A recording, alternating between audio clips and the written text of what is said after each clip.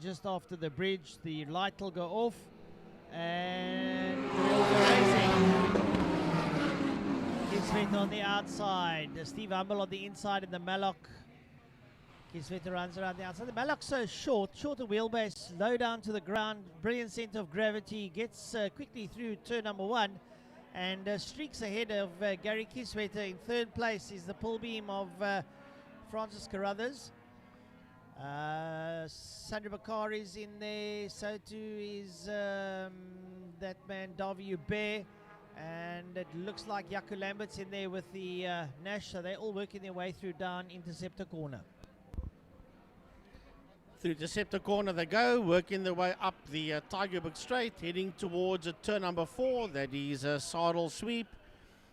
As they exit Saddle Sweep, down the back straight they come. It is Steve Humble that sits out there in P1, Gary Kieswetter in second, followed there by Francis Carruthers and Davy Hubert. That's those first 4 cars heading into Fostron Corner. Then we've got Sandro Bakari, he's the next man in there. And then we have Jaco Lambert in the Nash. That's busy working his way through turn 5, through Fostron, as well as the opening lap is in the bag, and it was led there by Steve Humble. In third position, it's Carruthers under attack there from Davy Hubert. Just darts up on his inside going to turn number 1, holds it. So Hubert gets ahead, he's up to third. So Carruthers really got it down to fourth. Then it's Sandra Bakari. And then Divan Lismore looking up on the inside there of Jaco Lambert in the Nash. As they come out of turn number 1, they're side by side as they make their way. Lismore uses the power of that 350Z and pulls ahead there of Lambert. Then crosses the bow and keeps him behind him as he just negotiates Quarry Corner, works out a Quarry Corner, and Lambert's going to be quite happy to follow, although I'm sure he would like to try and come back at him. But that 350Z with oodles of power under the hood just keeps him at bay. So the leader working his way down the back straight towards turn 5. That is Steve Humble. And then we've got Gary Kieswetter and Davy Hubert. Well, they were side by side. Hubert takes that position away from him, heading into 5. Out of Fostron they come now, and Gary Kieswetter loses that position to the Wild Rose Gin Porsche of Davy Hubert that moves up into that second position. Kieswetter dropping down into P3. Then behind him is the Francis Carruthers pull beam as this group of cars run down into turn number 1, and they are being chased down here by Sandro Bakari that is heading into turn 1 right now. And behind him is a Divan Lasmore, and then behind him is the Nash of Jaco Lambert. Well, the man posting the quickest lap out there on the circuit at the moment is Davy Hubert, a 1 minute 16.475. Not too shabby in these conditions, I'll have you know. These cars are capable of 110s, 19, sometimes 18. So you've got a GT3 Cup car riding against a Porsche 991 AM car, so they are pretty quick, those 991s. So Kieswetter will know that he's up against it now as Davy Hubert is ahead of him. Down the back straight they go down towards Pertamina Fostron Corner. And Hubert is creeping noticeably closer to the back of Steve Humble, so it won't be too long and Humble's going to have his hands full. Yeah, working their way out of Fostron Corner. Your leader heading towards the City of Cape Town Bridge. That is Steve Humble, but he's in trouble, and the trouble is called the Porsche of Davy Hubert. They are nearly side by side into 1. Hubert has got the line, but he has to yield there to Humble that works his way out of turn 1, still in P1 as Yanni Hatzi joins the circuit. He joins a couple of laps down with 5 laps to go. Yanni Hatzi joins and he'll be right at the back of the field. Pity didn't start. He had a great outing in the first heat. In the wet, he was having lots of fun out there. Actually reminded me of the Dion Duval of yesteryear. Just to put it around the circuit on the sideways. And he wasn't doing it intentionally, it was just wet. There's so much power on the back wheels. So Yanni Hatzi was having a lot of fun. But at the moment now he's a lap down. He's there between Bakari and it looks like it's Erasmus that are working their way around the circuit. And the leaders, well, they are having a fat competition, and it looks like Davy Bear might get the better there. Well, they're still virtually side by side out of turn number 5 and out of Fostron corner, and Eric Salomon pulls into pit lane. He's got a problem, and it is eventually Davy Hubert that gets his nose ahead there of Steve Humble, and he's 1.615 seconds ahead of him, and here comes the rain once again. Here comes the rain once again. It's drizzling again as our two leaders are making their way into turn number 2. That is Davy Hubert and Steve Humble. Then working their way out of turn number 1 towards turn number 2. It's Gary Kieswetter, and he's being attacked there by the pull beam of Francis Carruthers.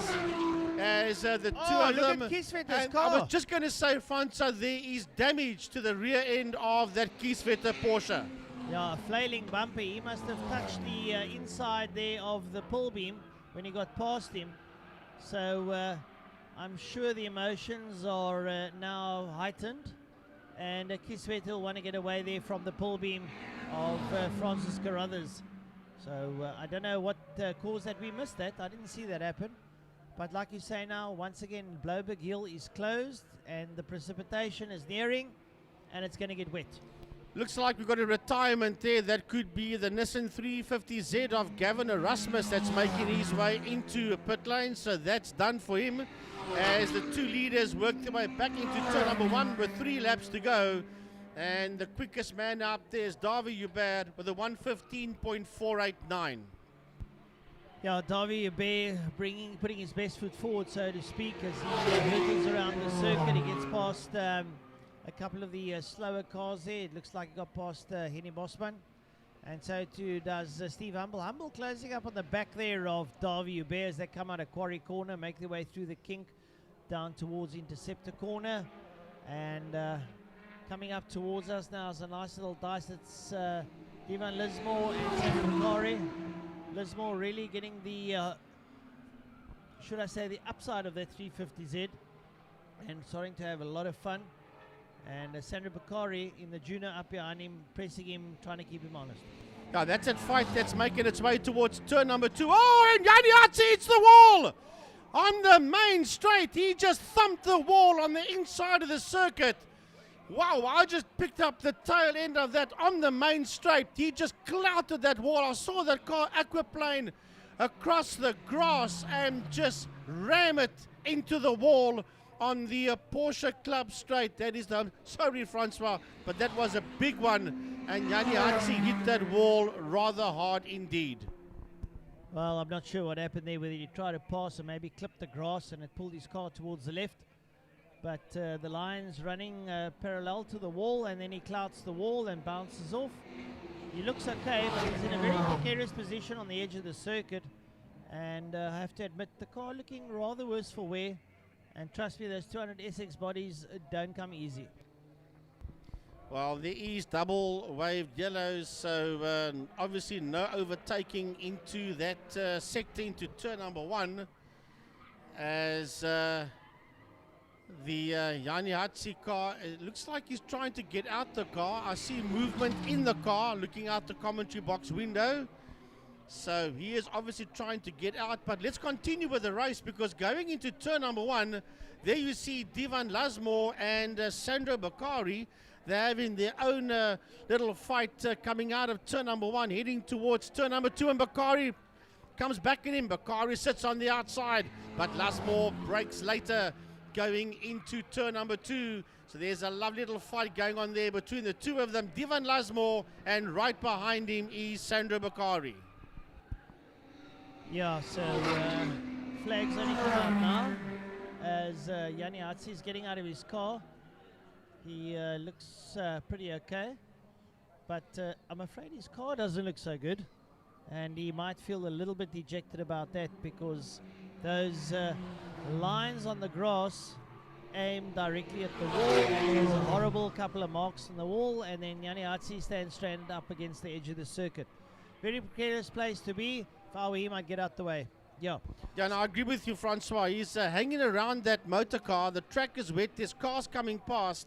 If I was Yanni, thank goodness he's fine. But yeah, get out the way. That's the most important thing. And he has now moved away from the car. Right, so we're on our final lap, and just have a look. See the yellow flag still waving for that car, so be aware. Sandra Bakari crosses the line ahead of Divan Lismore. So we're waiting for the leaders going down the back straight there. That's Davy Hubert ahead there of Steve Humble. And then Gary Kieswetter still ahead of Francis Carruthers. What happened there still we don't know. And we'll have to try and work out if we catch a replay of that later on. So here they come towards the checkered flag. We've had all sorts of drama out there, and it is going to be Davy Hubert that comes home in P1, just ahead of Steve Humble that finishes in that second position. Down in Pertamina, far strong corner, it is Gary Kieswetter in that Porsche 99, sorry, in that GT3 Cup car. And he's ahead there now of the pull beam, so he comes with wipers over. But that back of that car looking very worse for wear. A lot of bodywork panels off there, and Francis Carruthers ambles over the line. So next up should be the likes of Sandra Bakari, Divan Lismore, Yaku Lambert, any Trollop, and any Bosman still to bring it home. Yeah, well, here comes Henny Trollop in the 10 car across the line. That's Henny, but he is a lap down, is Henny Trollop. So we're waiting for the rest of the field to come through. The leading car on this lap will be Sandra Bakari. Sandra Bakari, here he comes through turn number 5, out of fast run, through the kink, under the bridge. And Sandra Bakari will finish his race, and he will finish there in that 5th position. And then Divan Lismore will finish behind him. Lismore is 6.3 seconds behind Sandra Bakari, P5 and 6. Well, only 6 cars on the lead lap, but yeah, some massive drama out here on the main straight involving Yanni Hatzi, and I can be very sure, how can I say, I'm glad to say and happy to say that he is okay. Yaku Lambert also finishing his race, and he finished there in that 7th position with the Nash.